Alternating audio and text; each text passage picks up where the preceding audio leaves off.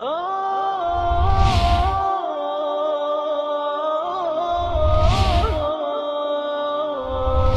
حامل القرآن.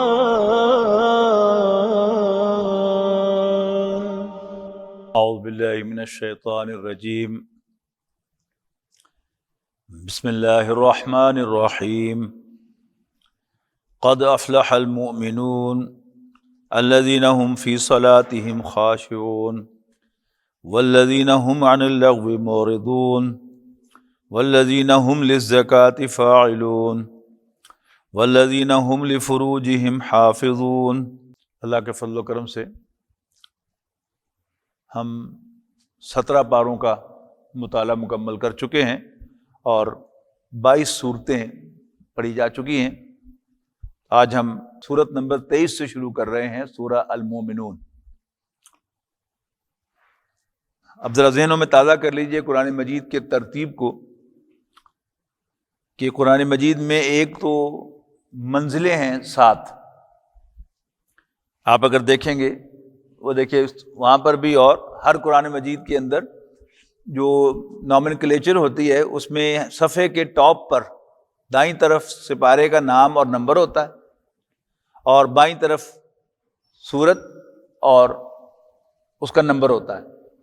اب یہاں شروع ہو رہی ہے سورت المومنون، تو وہ سورت نمبر 23 ہے. تو لیفٹ سائڈ پر آپ دیکھیں گے اوپر لکھا ہوا کہ المومنون 23 لکھا ہوا ہے، اور 18واں پارہ شروع ہو رہا ہے، لہذا قد افلح، اور 7 فگر لکھی ہوئی ہے 18. تو یہ 7 منزلیں ہیں جن میں قرآن مجید تقسیم کیا گیا ہے. یہ تلاوت کے لحاظ سے ہے کہ اگر کوئی شخص ہر ہفتے قرآن مجید کی تلاوت مکمل کرنا چاہے تو وہ ایک ایک منزل روزانہ تلاوت کر کے اس کا دور مکمل کر سکتا ہے. صحابہ کرام کی اکثریت تہجد کی نمازوں میں اس ایک ایک منزل کے حساب سے تلاوت کر کے ہر ہفتے قرآن مجید کی تلاوت کا دور مکمل کیا کرتی تھی.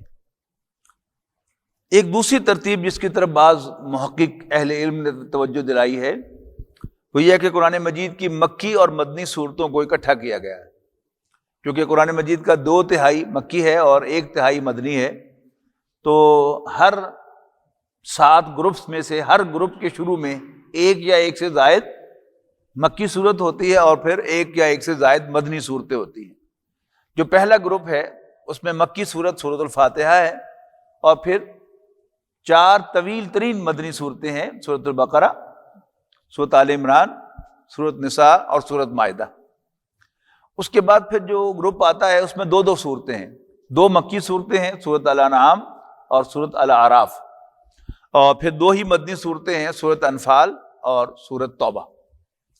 اس کے بعد ایک طویل سلسلہ ہے مکی صورتوں کا، یعنی یوں سمجھیے کہ یہ سلسلہ 11ویں پارے سے شروع ہو جاتا ہے سورۃ یونس سے، اور پھر یہ چلتا چلا جاتا ہے سورۃ مومنون تک. آج ہم اس گروپ کا اختتام کریں گے، اور پھر ایک مدنی صورت آئے گی سورۃ النور.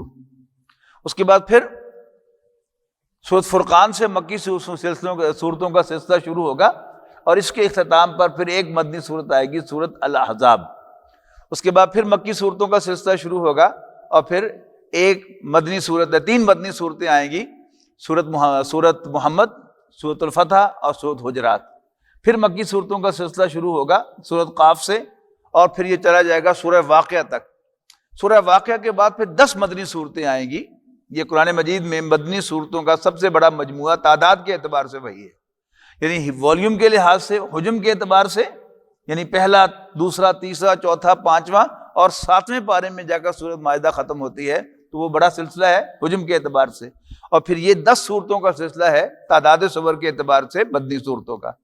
اور پھر سورہ ملک سے مکی صورتیں شروع ہوں گی، اور پھر آخر میں جا کر 2 صورتیں معوذتین، سورۃ قل اعوذ برب الفلق اور قل اعوذ برب الناس، یہ مدنی ہوں گی. یوں جا کے یہ سلسلہ جو ہے وہ ختم ہوگا. تو آج ہم جو تیسرا سلسلہ تھا مکی صورتوں کا، یعنی پہلا سورۃ فاتحہ، اور دوسرا سلسلہ سورۃ انعام اور اعراف، اور پھر سورہ یونس سے شروع ہو کر یہ تیسرا مکی صورتوں کا سلسلہ اپنے اختتام کو پہنچ رہا ہے آج سورۃ مومنون پر. اس کا ہم آغاز کر رہے ہیں، اور ساتھ ہی 18واں پارہ بھی شروع ہو رہا ہے. اعوذ باللہ من الشیطان الرجیم، بسم اللہ الرحمن الرحیم، قد افلح المومنون، کامیاب ہو گئے، کام نکال لیا ایمان والوں نے. یعنی کامیابی یہ فارسی ہے اور کام نکالنا یہ اسی کی اردو ہے. کامیابی کا مطلب کیا ہوتا ہے کہ جس مقصد کے لیے کوئی کام کیا تھا وہ کام نکال لینا، یہ کامیابی ہے، سکسیس ہے. اور یہی کیا ہے؟ کامیاب ہو جانا، کام نکال لینا. تو قد افلح المومنون، مومن فلاح پا گئے، مومنوں نے اپنا کام نکال لیا. اچھا، اس لفظ کو بھی ذرا نوٹ کر لیں کہ فلاح یہ پھاڑنے کے لیے آتا ہے. فلاحین یہ کسانوں کو کہا جاتا ہے کہ کسان ہل کی نوک سے اپنی زمین کو کھولتا ہے، پھاڑتا ہے اور پھر اس میں سے پروڈیوس نکالتا ہے. تو انسان کا فلاح پانا، کام نکالنا کیا ہے؟ اللہ تعالیٰ نے انسان کی روح رکھی ہے اس کے دل میں، اور اس کے باہر یہ ایک حیوانی خول چڑھایا ہے. حیوانی خول تو آپ سمجھ گئے نا کہ یہ جو ہمارا جسمانی وجود ہے یہ حیوانات سے مشابہ ہے. جو خون حیوانات میں دوڑتا ہے وہی خون ہم میں دوڑتا ہے. ان میں بھی گردے ہیں، ہمارے اندر بھی گردے ہیں، ان کے اندر دل ہے، ہمارا بھی دل ہے، ان کا معدہ ہے، ہمارا بھی معدہ ہے، ان کے پھیپھڑے ہیں، ہمارے بھی پھیپھڑے ہیں، ان کی آنکھیں ہیں، ہمارے بھی آنکھیں ہیں، ان کے کان ہیں، ہمارے بھی کان ہیں، ان کا منہ ہے. اسی طرح باقی تمام اعضاء بھی کم و بیش ارینجمنٹ کا فرق ہوگا یا سائز کا فرق ہوگا، لیکن بحیثیت مجموعی ہم حیوانوں کی جماعت کے سب سے اونچے فرد ہیں. لیکن اصل انسان جو ہے وہ اللہ تعالیٰ نے اندر ڈالا ہوا ہے. اس کے اوپر حیوانیت کا خول ہے. یعنی اندر ڈیپ ڈاؤن ہم اپنے دل میں جھانکیں گے تو ہمیں اپنا آپ بڑا نیک نظر آئے گا. ہر اچھا کام کرنے کو جی چاہتا ہے، اللہ تعالیٰ سے ملنے کو جی چاہتا ہے، خیر اور بھلائی کے کام کرنے کو جی چاہتا ہے، اللہ تعالیٰ کے سامنے سجدہ کرنے کو جی چاہتا ہے. لیکن یہ جو اوپر خول چڑھا ہوا ہے یہ رکاوٹ بنتا ہے کہ انسان کے اندر سے وہ خواہش ہوتی بھی ہے لیکن انسان کی جو حیوانیت ہے وہ اس کو دبا دیتی ہے. پھر خواہش اٹھتی ہے، پھر حیوانیت دبا دیتی ہے. تو کامیاب کون ہے؟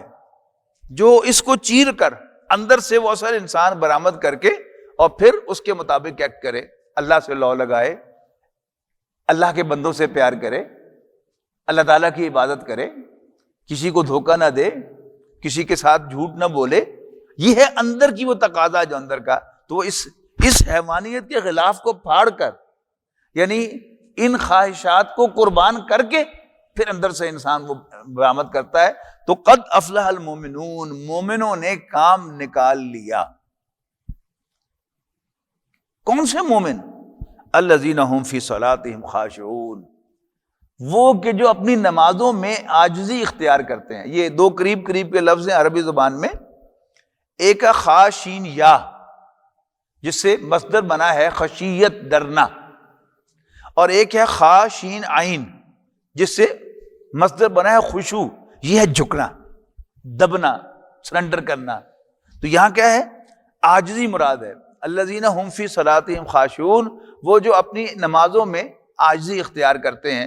علامہ اقبال کا شعر یاد آ رہا ہے کہ مسجد تو بنا دی شب بھر میں، ایمان کی حرارت والوں نے، من اپنا پرانا پاپی تھا، برسوں میں نمازی بن نہ سکا. کہ ہمارا جسم جو ہے وہ دن میں 5 مرتبہ اللہ تعالیٰ کے سامنے جھکتا رہا، لیکن ہمارا اندر جو ہے وہ اکڑا رہا، وہ اللہ تعالیٰ کے سامنے نہیں جھکا، اس نے سجدہ نہیں کیا.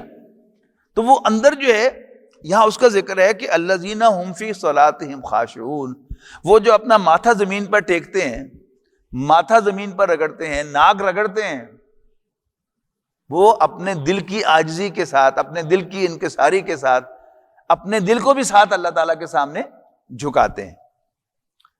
والذین هم عن اللغو معرضون، اور وہ لغو باتوں سے اعراض کرنے والے ہیں، لغو باتوں سے گریز کرنے والے ہیں، دور رہنے والے ہیں. لغو کیا چیز ہے؟ لغو ہے ہر وہ کام جس میں انسان کا نہ کوئی دنیا کا فائدہ ہو نہ آخرت کا فائدہ ہو، وہ لغو ہے. کھیل، اب کچھ کھیل وہ ہیں کہ جن سے انسان کے جسم کو فائدہ پہنچتا ہے. آپ بھاگ دوڑ رہے ہیں، کبڈی کھیل رہے ہیں، ہاکی کھیل رہے ہیں، فٹ بال کھیل رہے ہیں، کرکٹ کھیل رہے ہیں، کچھ نہ کچھ دوڑ دھوپ ہے نا. لیکن آپ جو ہیں وہ انڈور گیم بیٹھے کھیل رہے ہیں، آپ کے جسم کو بھی کوئی خاص حرکت نہیں ہو رہی، صرف دماغ کی ایکسرسائز ہو رہی ہے. اب یہاں سے بو آنی شروع ہو گئی لہو کی. پھر ہم اپنی زندگی میں اگر ہم جائزہ لیں بہت سے بیکار کام کرتے ہیں. یعنی آج جو ایک ایسی لعنت ہمارے ہاتھوں میں آ گئی ہے سوشل میڈیا کی، سیل فون ہے، اگر ہم اپنا جائزہ لیں تو ہم روز کے گھنٹوں جو ہیں وہ اسی میں ضائع کر دیتے ہیں. ٹھیک ہے نا. ظاہر ہے انسانوں کے درمیان رابطہ پہلے بھی ہوتا تھا،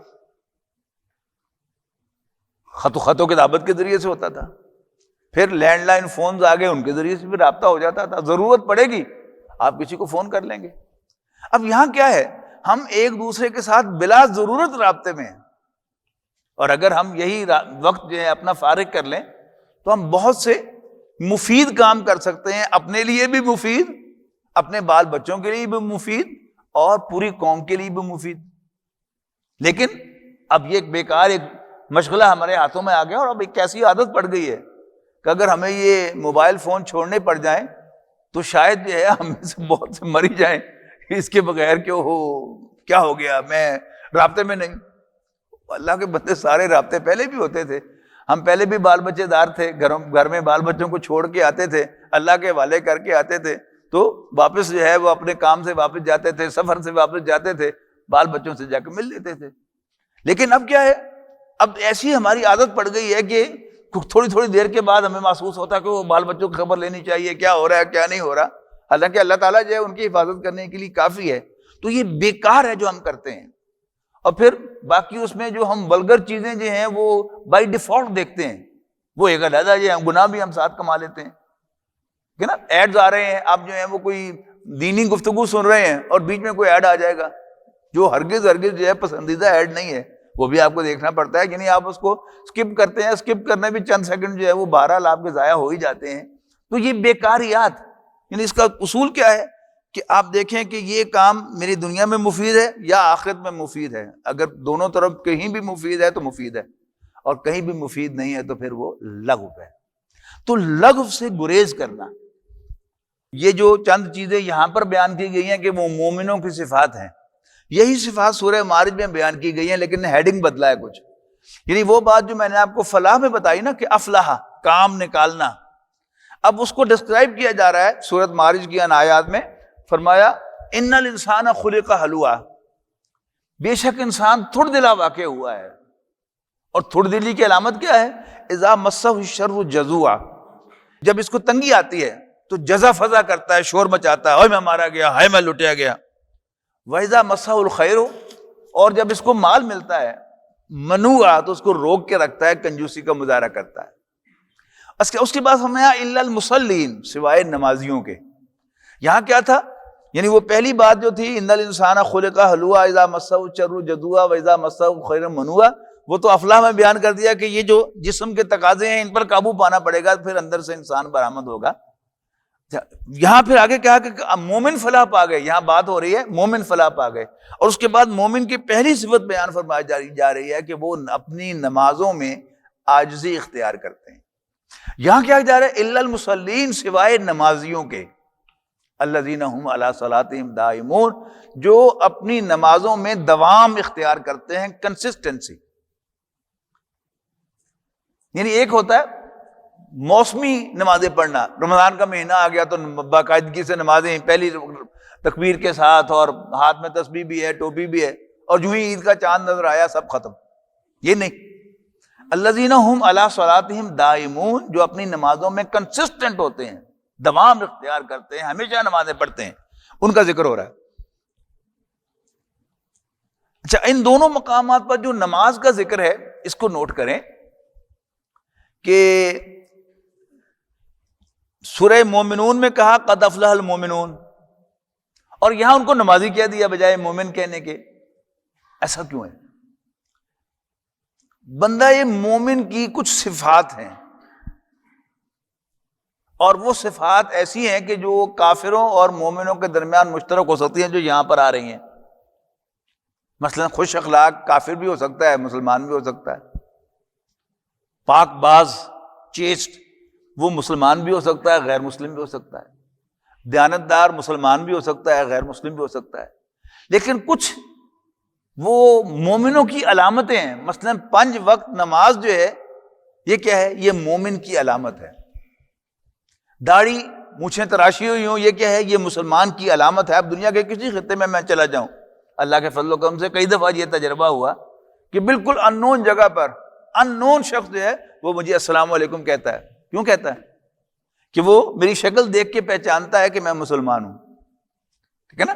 لیکن اگر میرے چہرے پر داڑھی نہ ہو، اور یا داڑھی ہو لیکن مجھے میں نے نمایاں طور پر تراشی ہوئی نہ ہو، تو قسم پتہ نہیں سکھ ہے، پتہ نہیں یہودی ہے، کون ہے، ٹھیک ہے نا.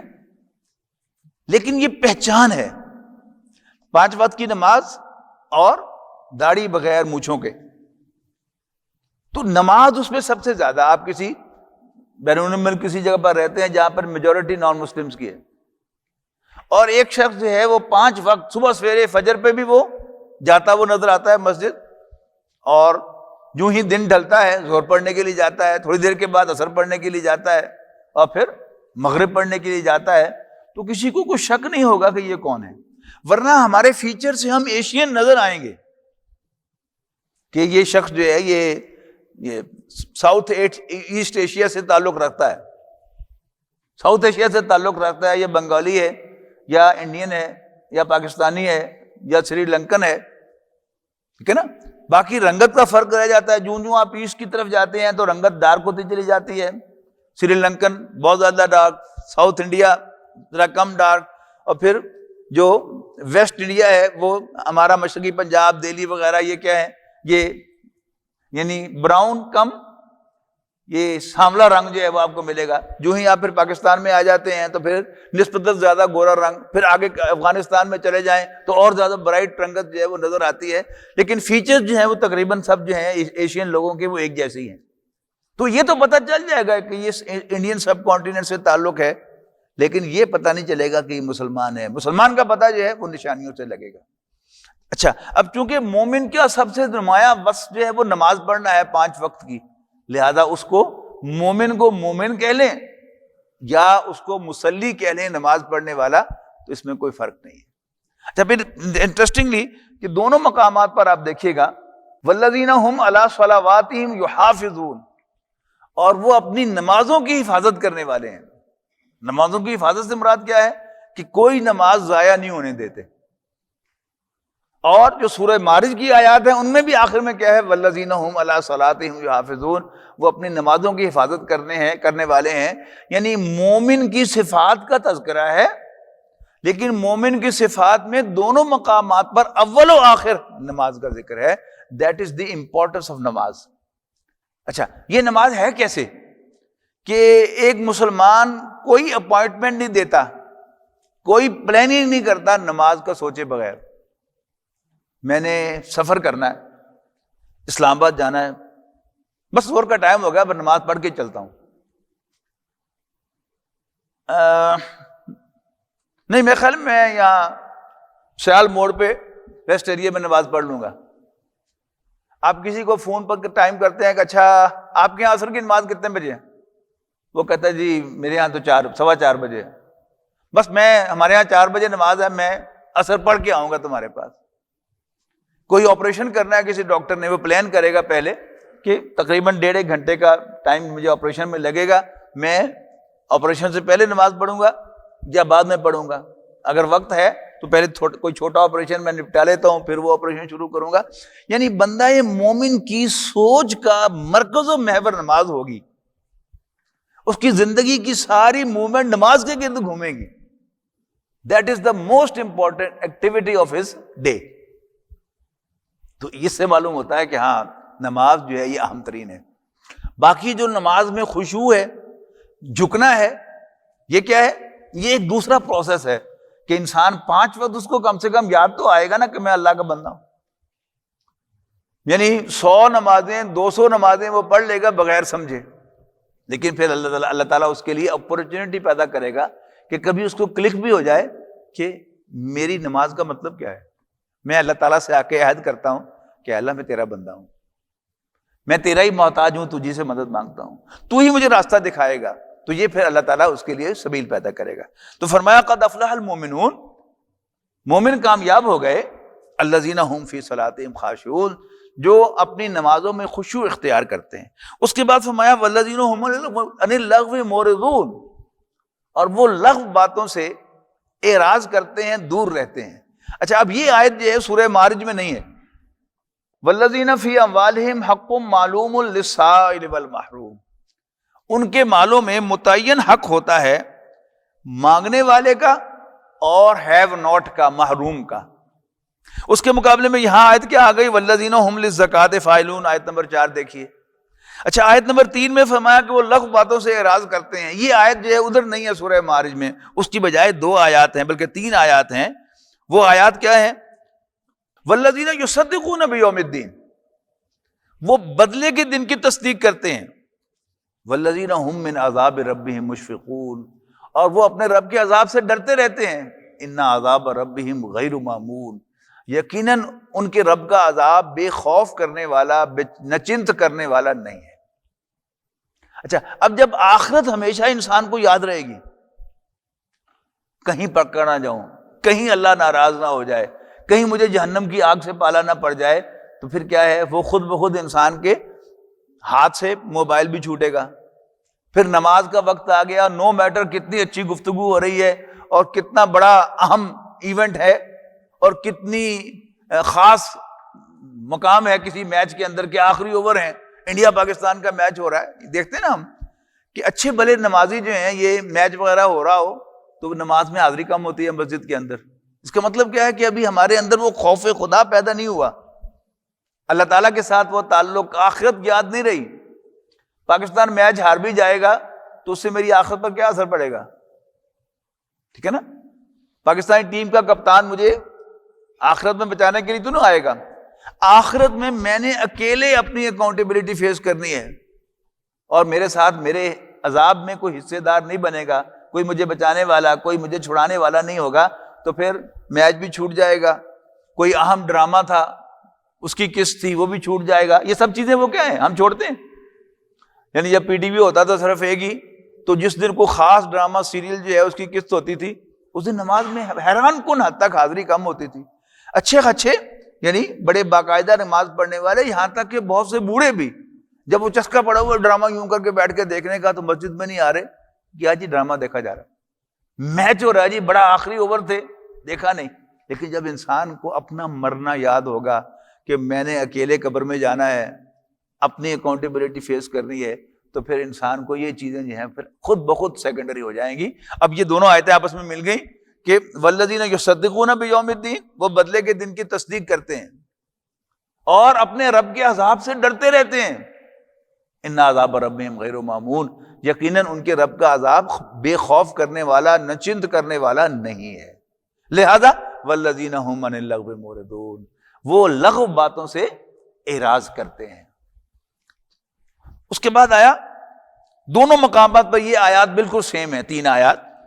والذین ہم لفروجہم حافظون، اور وہ جو اپنی شرمگاہوں کی حفاظت کرتے ہیں۔ فرج کے لفظی معنی جو ہیں ویک پوائنٹ کے ہیں، دراڑ، یعنی ایک بلڈنگ آپ نے بنائی ہے، اس میں کسی پہلو سے کوئی کمزوری رہ گئی ہے، مثلا دراڑ رہ گئی ہے یا کہیں کوئی لیکیج رہ گئی ہے، اب کیا ہے؟ وہ ویک پوائنٹ ہے۔ ہوا، گرد، یہ سب کچھ اندر آئے گا، اور پھر جہاں کوئی دراڑ ہوتی ہے تو پھر وہاں سے بلڈنگ کے گرنے کے، کریک ہونے کے چانسز زیادہ ہوتے ہیں۔ تو انسان کے جسم کی وہ دراڑ، جسم کا وہ سوراخ، وہ ویک پوائنٹ جو ہے وہ انسان کی فرج ہے، اس کی شرمگاہ ہے۔ تو اگر انسان اپنی شرمگاہ کی حفاظت کر لیتا ہے تو اس کے لیے اللہ تعالیٰ کے راستے میں زندگی بسر کرنا آسان ہو جاتا ہے۔ تو اس کو خاص طور پر یہاں نمایاں کیا گیا، والذین ہم لفروجہم حافظون، وہ اپنی شرمگاہوں کی حفاظت کرنے والے ہیں۔ جو پرانے بزرگ تھے، والدین، ایون گاؤں کے، محلے کے بزرگ، اساتذہ، اس بات پر بڑا زور دیتے تھے۔ ہمارے فیصل آباد میں ایک بزرگ میڈیکل پریکٹیشنر ہیں، تو انہوں نے بتایا کہ مسلم ہائی اسکول تارک آباد سے انہوں نے میٹرک کیا. ان کے جو اسلامیات کے استاد تھے وہ بڑا زور دیتے تھے اس پر، مڑیو لنگوٹا کس کے رکھنا. پھر بار بار وقتاً فوقتاً، یعنی 2 سالوں میں، میٹرک کے 2 سالوں نے کئی دفعہ انہوں نے یہ بات انہیں یاد کرائی کہ لنگوٹا کس کے رکھنا. کہتے ہیں جی ایک دفعہ کئی سالوں کے بعد مجھے گھنٹہ گھر میں ملے، میں نے سلام کیا، وعلیکم السلام، ہاں پتر کتنے ہونا ہے؟ میں کہ جی میں میڈیکل پڑھ رہے ہیں بہاولپور. نصیحت یاد ہے نا میری، لنگوٹا کس کے رکھنا ہے. اب یہ بڑی اہم ایک یعنی انسٹرکشن ہے کہ اگر انسان اس انسٹرکشن پر عمل کرے تو اس کی اللہ تعالیٰ اس کو عزت بھی دیتا ہے.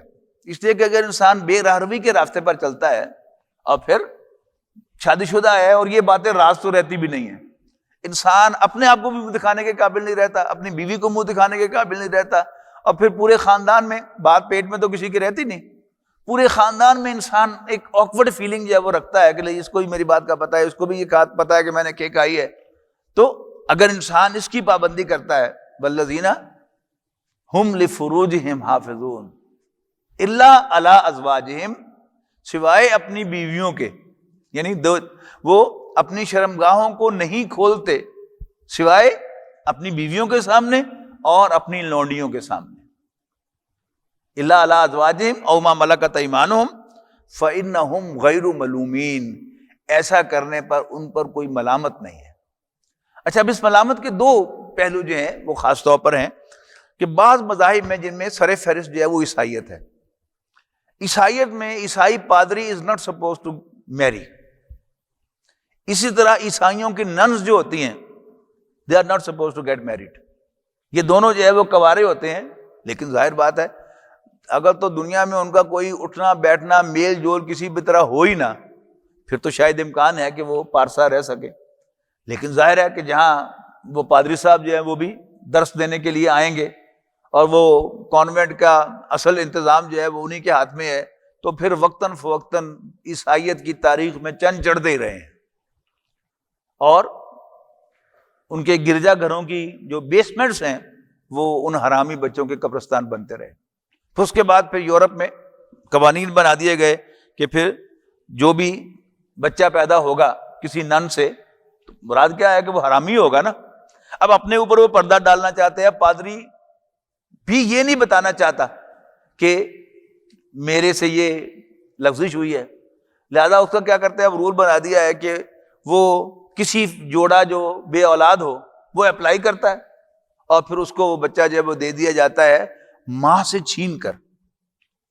یعنی جو اس کی کانوینٹ کی موویز ہیں ان میں اگر آپ دیکھیں تو بڑے لرزا دینے والے وہاں سینز ہیں کہ ایک ماں سے اس کا بچہ جو ہے وہ زبردستی چھین کر جو ہے وہ کسی اور کو دے دیا جاتا ہے. یہ سب کچھ جو ہے وہ ہوا ہے.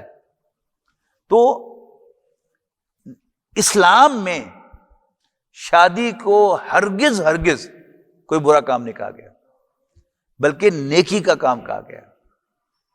نبی اکرم صلی اللہ علیہ وسلم نے اس معاملے میں بڑی سخت انسٹرکشنز دی ہیں. اِنَّ لِزَوْجِكَ عَلَيْكَ حَقًّا، تو کہ واقعہ پورا بھی سنا دوں آپ کو کہ نبی اکرم صلی اللہ علیہ وسلم کے 3 صحابی، ان میں سے ایک حضرت عائشہ کا کوئی رشتہ دار بھی تھا.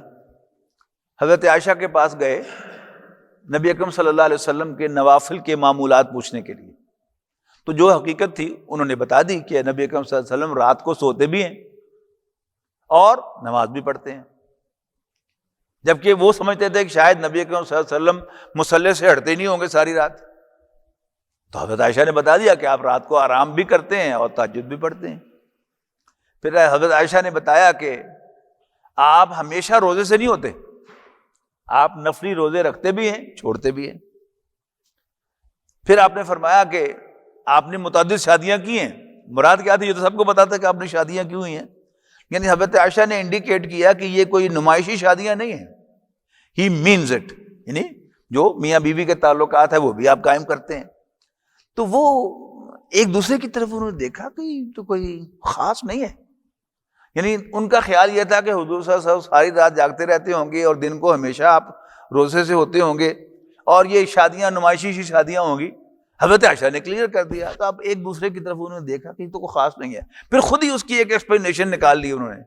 اچھا ہاں ٹھیک ہے. ویسے نبی اکرم صلی اللہ علیہ وسلم کون سا کوئی گناہ کرتے ہیں کہ جس کے لیے آپ کو اٹھ کر اللہ تعالیٰ سے مغفرت مانگنے کی ضرورت ہے, لیکن ہم گناہ گار ہیں, ہمیں کچھ نہ کچھ کرنا چاہیے. ایک نے فیصلہ کیا کہ میں ساری رات بستر کے ساتھ کمر نہیں لگاؤں گا, دوسرے نے کہا کہ میں ہمیشہ نفلی روزہ رکھا کروں گا, اور تیسرے نے کہا کہ میں شادی نہیں کروں گا.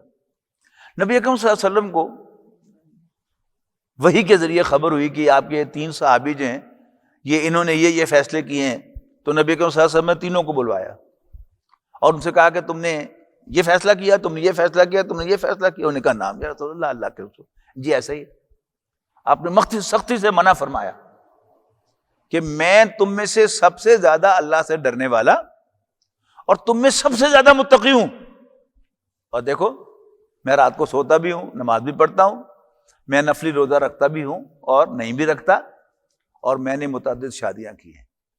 وہاں آپ نے فرمایا تھا کہ وَمَن رَغِبَ عَن سُنَّتِي فَلَيْسَ مِنِّی, جس کو میری سنت, میرا طریقہ, میرا وے آف لائف پسند نہ ہو, اس کا مجھ سے کوئی تعلق نہیں ہے. پھر ایک مشہور صحابی, آپ نے نام سنا ہے, عمرو بن العاص رضی اللہ تعالیٰ عنہ. وہ کیا ہے؟ وہ صاحب سیف ہیں, سپاہی ہیں, گورنر رہے ہیں, جہاد کیا انہوں نے, بہت سی جنگوں کی قیادت کی ہے. ان کے بیٹے ہیں عبداللہ ابن عمرو بن العاص. یہ بہت ہی زیادہ نیک اور پارسا قسم کے آدمی تھے. تو ان کی بیوی نے آ کر نبی اکرم صلی اللہ علیہ وسلم سے شکایت کی کہ میرے شوہر کو تو مجھ سے کوئی سروکار نہیں ہے. تو نبی اکرم صلی اللہ علیہ وسلم نے حضرت عبداللہ ابن عمرو بن العاص کو بلایا اور اس سے کہا کہ ہرگز ایسا نہیں کرو تم, ان لزوجک علیک حقا, تمہاری بیوی کا بھی تم پر حق ہے, ولی جسدک علیک حقا, تمہارے جسم کا بھی تم پر حق ہے, یعنی آرام بھی کرو, ولی زورک علیک حقا, اور تمہارے وزٹر کا بھی تم پر حق ہے. تو یہ جو حقوق کی بات آ گئی تو بڑی سختی آ گئی.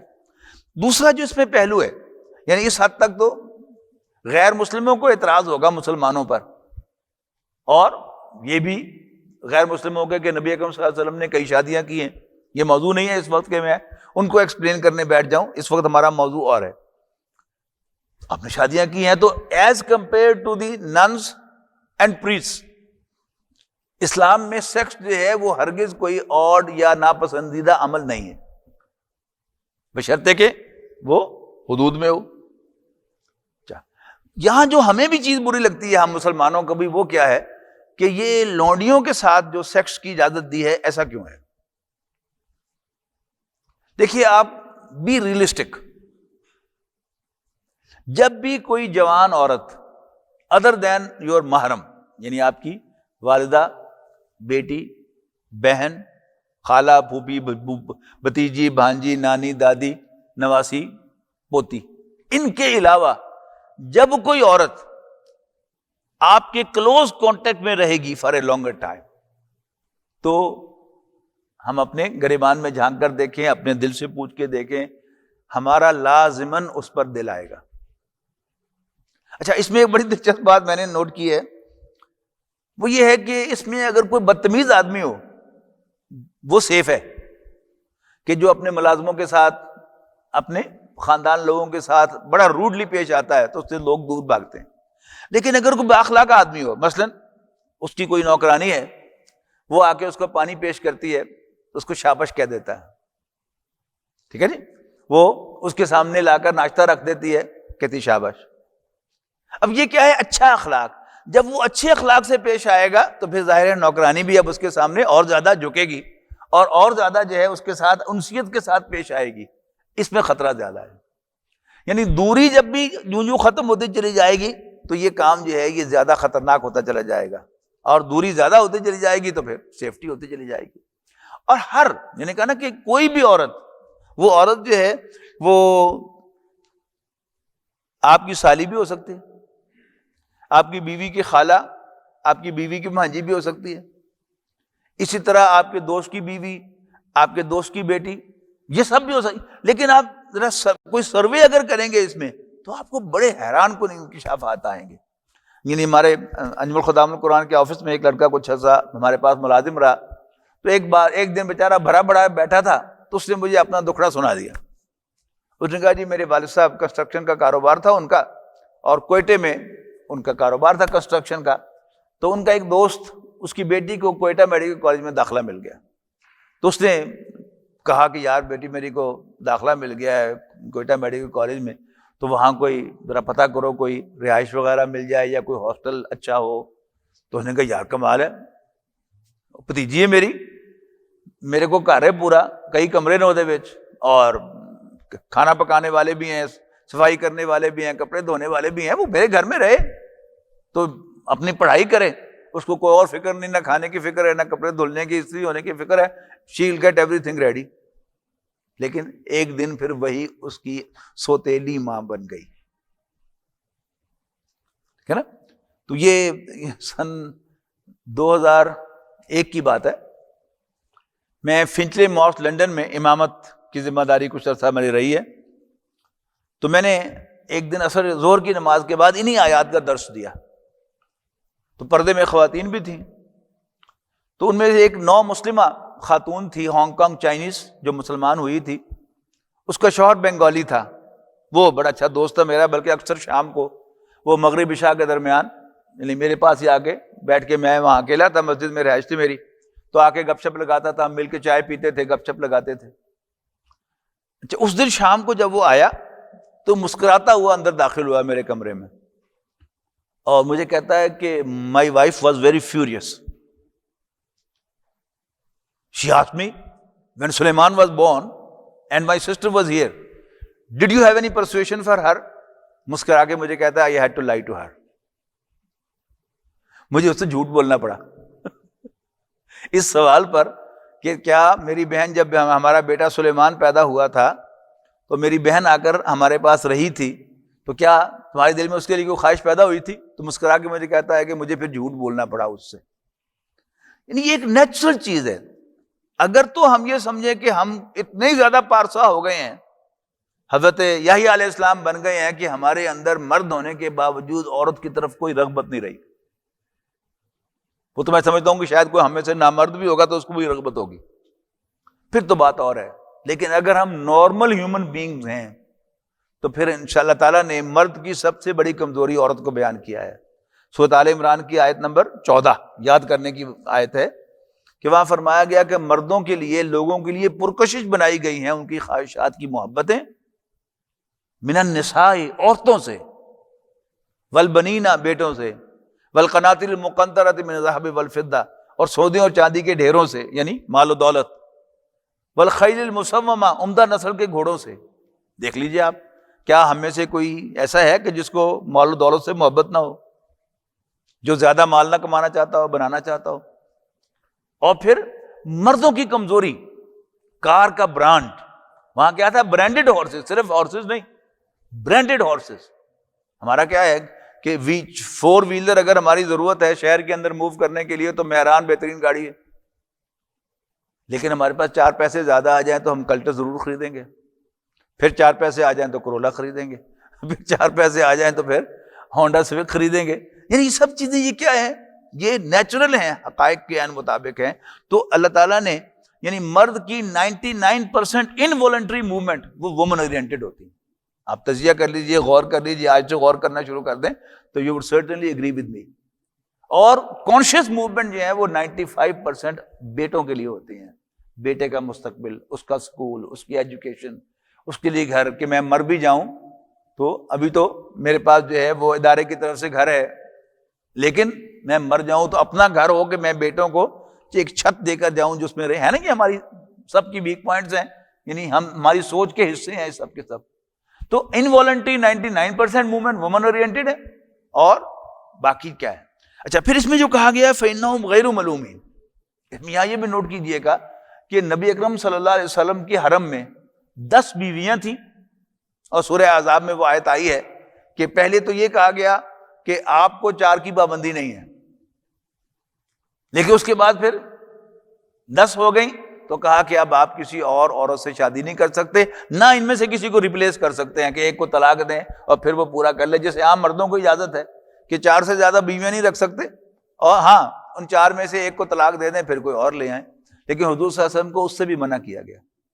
اس کے بعد پھر جب اسکندریہ کی طرف نبی کریم صلی اللہ علیہ وسلم نے وہ خط بھیجا ہے، اور پھر وہاں سے جو ان کا حاکم تھا اس نے نبی کریم صلی اللہ علیہ وسلم کے خط کی پاسداری کرتے ہوئے، اس کا احترام کرتے ہوئے پھر گفٹ بھیجے ہیں نبی کریم صلی اللہ علیہ وسلم کو، ایک بڑا عمدہ نسل کا خچر بھیجا ہے، 2 اپنی بیٹیاں جو ہیں وہ پھر انہوں نے ہدیہ کی ہے نبی اکرم صلی اللہ علیہ وسلم کو۔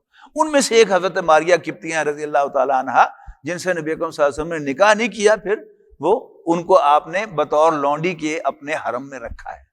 تو جو کام نبی اکرم صلی اللہ علیہ وسلم کر لیں وہ ملامت والا کام تو ایک مسلمان کے دل میں نہیں ہو سکتا، تو فَإِنَّهُمْ غَيْرُ مَلُومِينَ، تو ایسا کرنے پر ان پر کوئی ملامت نہیں ہے۔ اگر کوئی اپنی خواہش پوری کرتا ہے اپنی بیوی سے یا اپنی لونڈی سے جو ڈکلیئرڈ لونڈی ہے اس سے، تو پھر اس پر کوئی ملامت نہیں ہے۔ فَمَنِ ابْتَغَىٰ وَرَاءَ ذَلِكَ، ہاں جو اس سے بیونڈ چاہے، ادر دین دس، فَأُولَٰئِكَ هُمُ الْعَادُونَ، تو یہی زیادتی کرنے والے ہیں، حد سے بڑھنے والے ہیں۔ وَالَّذِينَ هُمْ لِأَمَانَاتِهِمْ وَعَهْدِهِمْ رَاعُونَ، یہ آیت دونوں مقامات پر جوں کی تو آئی ہے، وَالَّذِينَ هُمْ لِأَمَانَاتِهِمْ وَعَهْدِهِمْ رَاعُونَ، اور وہ اپنی امانتوں اور اپنے وعدوں کا پاس کرنے والے ہیں۔ امانت اور وعدہ اس کا تعلق دوسروں کے ساتھ ہے، یعنی انسانوں کے درمیان جو لین دین ہے ان کا خلاصہ یہی 2 ہیں، ٹرسٹ اور وعدے کا پورا کرنا، وہ بھی کہہ دیا۔ اس کے بعد سورہ مومنون میں ایک آیت نہیں آئی لیکن سورہ معارج میں آئی ہے، وہ کیا ہے؟ والذین ہم بشہاداتہم قائمون، اور وہ اپنی گواہیوں پر قائم رہنے والے ہیں۔ سورہ مومنون میں کیوں نہیں آئی؟ اس لیے کہ اس سے بالکل پہلی جو آیت ہے وہ آیت شہادت ہے کہ اے مسلمانوں تم اللہ کے راستے میں جد و جہد کرو تاکہ رسول صلی اللہ علیہ وسلم تمہارے خلاف قیامت کے دن گواہی دینے والے بن جائیں کہ میں نے تیرا پیغام پہنچا دیا تھا، اور وَتَكُونُوا شُهَدَاءَ عَلَى النَّاسِ، اور تم تمام انسانوں پر اللہ کی طرف سے گواہی دینے والے بن جاؤ کہ تم نے اللہ کا پیغام ان تک پہنچا دیا تھا۔ تو وہ وہاں اس کے ساتھ مل گیا۔ اس کے بعد پھر وہی آیت جس کا پہلے حوالہ دے چکا ہوں کہ سورہ مومنون میں جمع کے سیغے میں وَالَّذِينَ هُمْ عَلَىٰ صَلَوَاتِهِمْ يُحَافِظُونَ، وہ اپنی نمازوں کی حفاظت کرنے والے ہیں، یعنی کسی نماز کو فوت نہیں ہونے دیتے، قضا نہیں ہونے دیتے۔ اور سورہ معارج میں واحد کے سیغے میں آیا وَالَّذِينَ هُمْ عَلَىٰ صَلَاتِهِمْ يُحَافِظُونَ، وہ اپنی نماز کی حفاظت کرنے والے ہیں۔ نماز کی حفاظت سے مراد کیا ہے؟ اس کا رکوع پراپرلی کرنا، اس کا سجدہ پراپرلی کرنا، ٹھیک ہے جی، اس میں جلسہ اور قومہ پراپرلی کرنا، یعنی وہ جیسے ٹھونگے مار رہا ہے کوئی جانور پرندہ اس کی طرح نہیں، یعنی ہر پوزیشن پر جا کر رکنا، خواہ وہ 1 سیکنڈ ہی کے لیے ہو، یہ کیا ہے؟ یہ نماز کے تقاضوں میں سے ہے، اس کا خیال رکھنا چاہیے۔ تو والذین هم علی صلاتہم یحافظون، یہاں فرمایا اولئک هم الوارثون، یہ وارث بنیں گے، الذین یرثون الفردوس، اور جن کو بہشت کی میراث ملے گی، ٹھنڈی چھاؤں والی جنت میراث میں دی جائے گی، ہم فیہا خالدون، اس میں ہمیشہ ہمیشہ رہیں گے۔ سورہ معارج میں فرمایا والذین هم علی صلاتہم یحافظون اولئک فی جنات مکرمون، یہ جو لوگ ہوں گے یہ باغات میں ہوں گے اکرام کے ساتھ۔ دیکھیے آپ کا ایک باغ ہے، آپ اس کے مالک ہیں، لیکن اسی باغ میں اس کا مالی بھی رہتا ہے، آپ کا شوفر بھی رہتا ہے، وہاں آپ کا جو شیف ہے وہ بھی رہتا ہے، اور بھی ملازمین رہتے ہیں، لیکن وہ عزت کے ساتھ نہیں رہتے۔ آپ اس کے مالک ہیں تو آپ عزت کے ساتھ رہیں گے۔ تو یہ لوگ جو ہیں اولئک فی جنات، یہ باغات میں ہوں گے مکرمین، عزت دے کر، یعنی اکرام کے معنی کیا ہے؟ کسی کو عزت دینا، مکرم عزت دینے والا، مکرم عزت دیا گیا، محترم احترام کرنے والا، اور محترم احترام کیا گیا۔ یہ عام طور پر ہم غلطی کرتے ہیں، صدر محترم کہتے ہیں، محترم تو ہے احترام کرنے والا، صدر محترم، تو یہاں مکرمین عزت دیے گئے، اللہ تعالیٰ ہمیں ان میں شامل فرمائے۔ بارک اللہ لی ولکم فی القرآن العظیم ونفعنی وإیاکم بالآیات والذکر الحکیم۔